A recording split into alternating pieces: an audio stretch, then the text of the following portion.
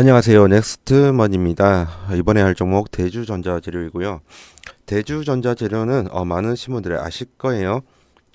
실리콘 음극재를 이제 양산을 할 수 있는 능력을 가진 굉장히 기술력을 가진 좋은 회사예요. 그럼에도 불구하고 그동안 주가가 많이 흘러내렸죠. 2024년도 6월달부터 지속적으로 주가가 주구장창 내려갔습니다. 중간중간에 기술적 반등은 한 번씩 나왔어요. 이런 부분은 대주전자가 취급을 하고 있는 실리콘 음극재가 테슬라랑 연관이 있었기 때문에 이런 기술적 반등이 재료적인 측면에서 나왔던 거고요. 하지만 실질적으로는 주가가 계속적으로 하락을 했습니다. 이렇게 전반적으로 하락을 하게 된 제일 큰 배경은 당연히 2차 전지 섹터가 전반적으로 안 좋았기 때문이겠죠. 그리고 본질적인 주가 하락의 사유. 잠시만요. 하락의 사유는 딱 하나죠. 전기차 캐즘. 전기차 캐즘 문제. 그리고 전기차 캐즘 문제 때문에 대주전자재료를 비롯한 2차 전지 섹터가 전반적으로 떨어졌습니다. 이것을 또 본질적으로 이야기를 하면 미래의 수익성이 악화가 될 것이라고 전망했기 때문입니다. 말 그대로 미래의 수익성이 악화될 것이라는 이 전망 때문에 대주전자재료의 주가가 이렇게 크게 내려간 거예요. 그러면 반대로 접근을 하게 된다고 하면 향후에 대주전자재료의 수익성이 좋아질 것이라고 예상이 된다고 하면 다시 주가가 올라가겠죠. 우리는 오늘 이러한 부분을 집중적으로 파고들 겁니다. 그러면 미래의 수익성적인 측면을 재료적인 측면에서 제가 여러분들에게 말씀을 드릴게요. NCMA 95라는 게 있거든요. 이 NCMA 95 LNF가 취급을 하죠. 왜 LNF가 취급을 하냐면 이쪽은 양극재입니다. 양극재.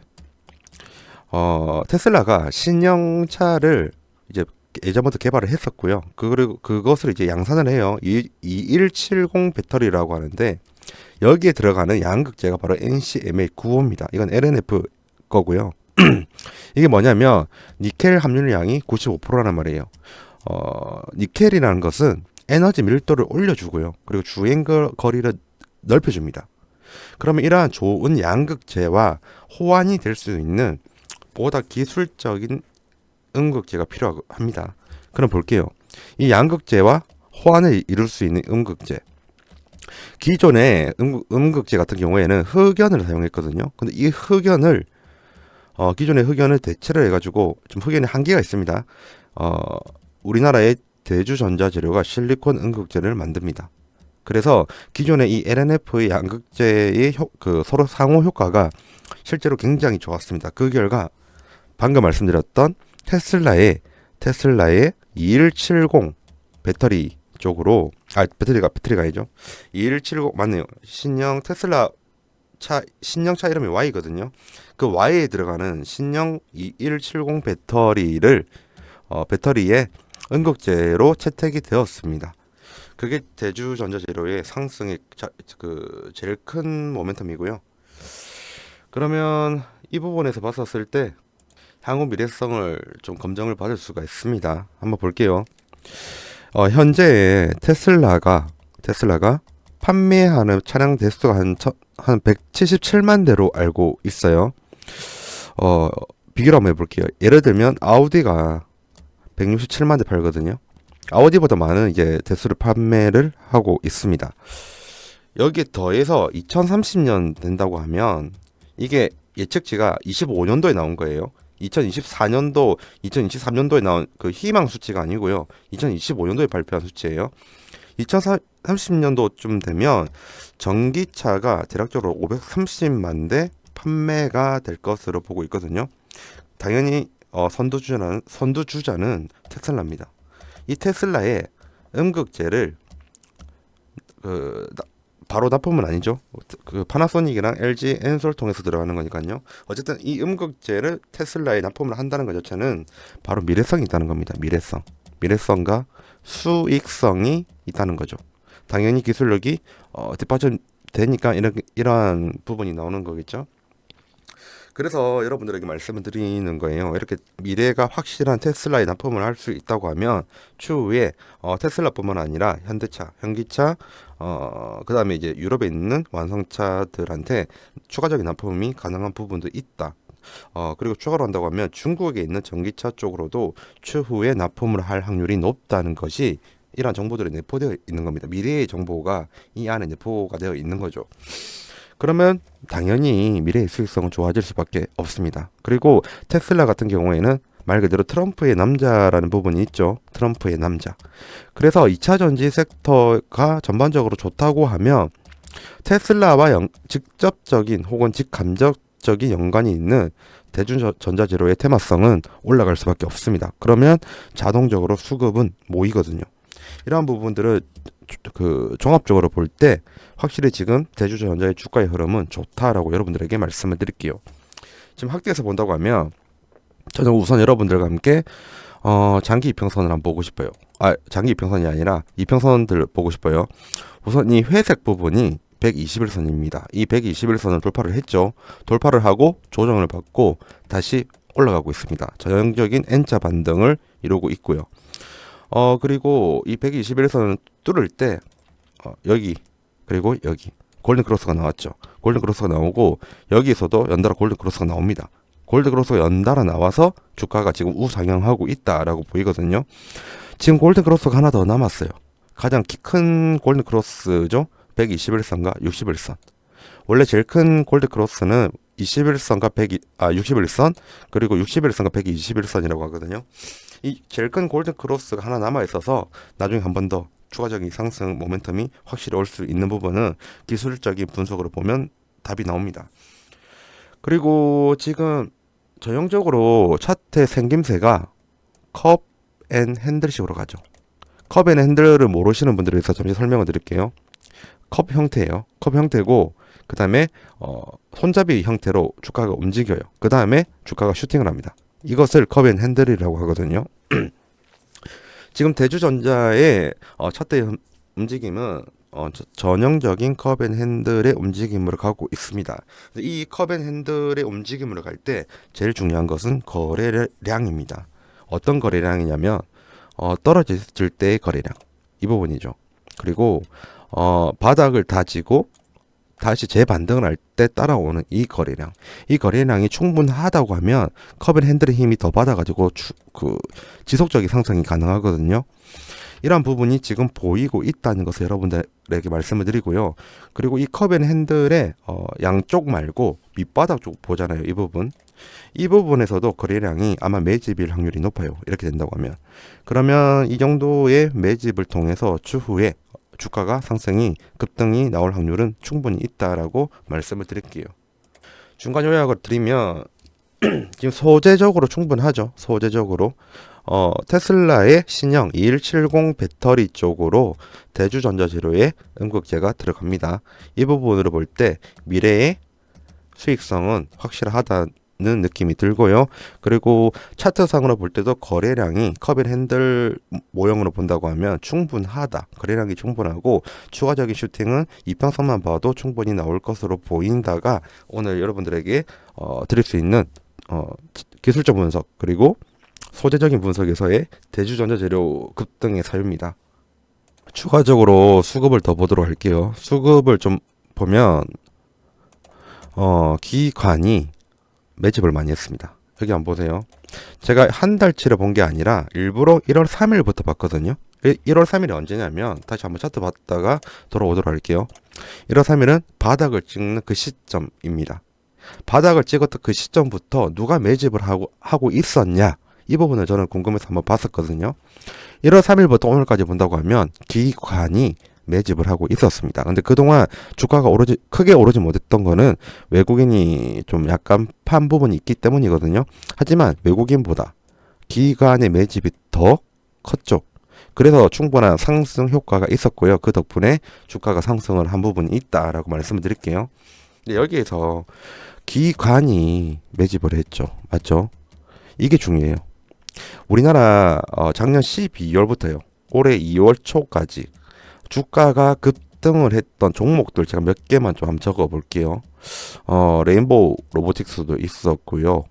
그죠? 그리고 정확하게 지금 현재 기억이 안 나는데 고영이 있었죠. 고영이 있었고 하나 더 한다고 하면 PSK 홀딩스가 있었습니다. 얘네들뿐만 아니라 대체로 급등을 한 애들의 공통점이 뭔지 아세요? 이 공통점을 제가 여러분들한테 적어 드릴게요. 우선 1번이에요. 1번 우선 기관이 매집을 합니다. 그 이유가 뭐냐면 12월 1월 때 외국인들이 이유예요. 외국인들이 우리나라의 코스닥 코스피에 나왔던 예치금을 전부 다 미국 혹은 유럽 쪽으로 옮겼어요. 뭔지 알겠죠? 우리나라 증시에 대한 기대감이 없어진 외국인들, 환율 때문이죠. 제일 큰 거는 예치금을 다 북미 쪽으로 넘겼기 때문에 국내 증시 쪽에 외국인들이 예치금이 없었습니다. 반면에 우리나라의 기관은 예치금이 굉장히 많았거든요. 예치금이 많다는 것은 총알이 많다는 겁니다. 총알이 많은 그 기관이 어느 섹터든 어느 종목이든 주가의 흐름을 마음대로 할 수 있는 그 정도의 힘을 지니게 됐거든요. 그래서 작년 12월부터 올해 2월 초까지 기관이 매집한 종목들이 주가가 올랐던 거예요. 자 보세요. 그럼 대주전자재료가 지금 1월 3일부터 지금까지 누가 매집을 했습니까? 당연히 기관이죠. 맞죠? 이렇게 기관이 먼저 매집한 종목들이 올해 폭등이 많이 나왔습니다. 이러한 부분을 대주전자재료에 그대로 적용을 시킨다고 하면 향후에 대주전자재료의 주가도 굉장히 좋을 것이다 라는 전망이 보이죠. 이렇게 1번이 기관이 매집을 하게 되면 그 다음에 외국인이 진입을 해요. 어떤 느낌인지 알겠죠? 그렇게 된다고 하면 1번, 2번 거쳐서 결국에는 쌍끌이 매수가 됩니다. 외국인과 기관이 쌍끌이 매수하면서 주가 부양을 확실히 시킵니다. 그런 구조였거든요. 이번에도 어김없이 그런 구조로 될 것 같아요. 그래서 저는 대주전자재료의 주가가 이런 기관의 매집이라는 메리트 때문에 추가적으로 더 올라가지 않을까라고 생각을 하고 있고요. 그러면 지금까지 수급봤죠? 기술적 분석을 했었고 그리고 소재 관련된 부분도 테슬라 말씀드리면서 이야기를 드렸어요. 그러면 마지막 하나, 원래 두세 개 더 있는데 이번에는 재무적인 접근을 한번 해보도록 할게요. 대주전자재료의 주가는 여기 있는 검정색입니다. 오른쪽 건 안 볼 거예요. 오른쪽 건 안 볼 거고요. 이것만 보면 됩니다. 대주전자재료의 주가는 검정색이고요. 그리고 여기 있는 이 주황색은 바로 BPS입니다. 다른 모든 재무 지표를 제가 다 확인해 봤는데 대주전자재료의 주가는 이 BPS를 선행을 하거나 따라가는 그런 부분을 봤었거든요. 확률이 얘들이 제일 높아요. 제일 많이 정비례 관계이고요. 대충 볼게요. 대주전자재료의 BPS가 올라가니까 그 전에 주가가 올라갑니다. 그죠? 그리고 그 뒤에 대주전자재료의 BPS가 약보합하면서 하락을 하니까 주가도 이렇게 좀 움직이면서 이 부분이랑 비교를 하면 약보합식으로 떨어졌죠. 좀 크게 요동은 쳤지만 어쨌든 약보합식으로 떨어졌다. 이렇게 비슷하게 갔다. 이렇게 보면 되고요. 그 다음에 이번에 후행적이에요. 대주전자재료의 BPS가 다시 급등을 하니까 주가가 다시 따라가면서 급등을 합니다. 한마디로 대주전자재료의 주가는 선행적이든 후행적이든 대주전자재료의 BPS를 따라가는 부분이 있다는 것이 중요하죠. 그러면 우리가 앞으로 볼 것은 2025년도 그리고 2026년도에 대주전자재료의 BPS를 보면 돼요. 만약에 BPS가 급등을 한다고 하면 대주전자재료의 주가는 올라갈 확률이 높고요. 만약에 소소하게 간다고 하면 여기서 행보할 확률이 높다 이렇게 보이겠죠. 그래서 한번 25년도, 26년도 자료를 가지고 왔습니다. 여러분들이 보실 때 다른 거 보지 마시고요. 이 부분만 보시면 돼요. 그리고 BPS 한번 찾아볼게요. 노란색 순서대로 여기가 2024년도, 25년도, 26년도입니다. 한번 내려볼게요. BPS를 찾으면 되니까 여기네요. 표시해 볼게요. 바로 이 부분이고요. 2024년도 때 BPS가 11,600원 정도가 나옵니다. 그죠? 작년이에요. 그리고 25년도 작년보다 대략 한 15%에서 20%까지 상승을 하고요. 여기가 중요하죠. 26년도 되면 4,000원이나 엄청나게 상승을 합니다. 이게 퍼센테이지로 따지면 30%가 업이 되는 거거든요. EPS가 30% 올라가는 것도 어려워요. 근데 BPS가 30%가 올라간다는 것은 굉장히 수익을 많이 내는 구조로 변경이 됐다는 것을 의미하거든요. 매출액은 우리가 생각하는 이상으로 올라간다는 거고요. 수익 구조는 굉장히 좋아질 때 이렇게 BPS가 크게 올라갑니다. 그리고 또 주가는 BPS를 따라간다고 했죠. 대주전자재료 같은 경우에는요. 24년도, 25년도, 26년도 이렇게 BPS가 올라간다. 그러면 대주전자재료의 주가는 올라갈 확률이 높습니다. 이렇게 재무적인 요건까지 총 4개를 여러분들에게 말씀드렸고요. 대주전자재료에 대해서 저랑 함께 이야기를 하면서 같이 한번 토론하고 같이 한번 가고 싶다 하시는 분들은 이쪽으로 문자로 보내주세요. 대주전자재료에 대주만 보내주셔도 되고요. 대주전자재료 전체를 적어주셔도 무방합니다. 2차 전지를 오랫동안 혼자 보시면서 많이 힘드셨을 거예요. 그 심정 이해를 하고요. 이 대주전자재료에 대한 부분 정보 아니면 인사이트를 받고 싶다 아니면 다른 종목들도 이러한 인사이트를 근거로 해가지고 투자하는데 도움을 받고 싶다 하시는 분들도 언제든지 이렇게 문자를 주시면 됩니다. 지금까지 긴 영상 시청을 해주셔서 감사드리고 다음에 더 좋은 영상으로 찾아뵙도록 하겠습니다. 감사합니다.